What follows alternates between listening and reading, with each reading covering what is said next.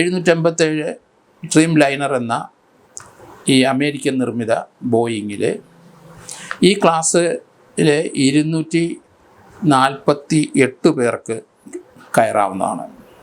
787 8 മോഡലാണിത്.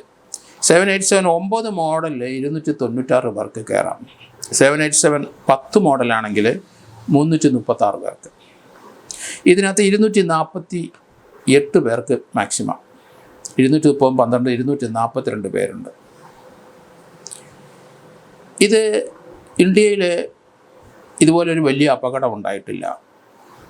അമേരിക്കയിൽ ഒരു വർഷം 9-10 അപകടങ്ങൾ വിമാനത്തിൻ്റെ തന്നെ ഉണ്ടായി നൂറുകണക്കിന് ആൾക്കാർ മരിക്കുകയും ചെയ്യുന്ന പതിവാണ്. പക്ഷേ ഇന്ത്യയിൽ അത് വളരെ റെയറാണ്.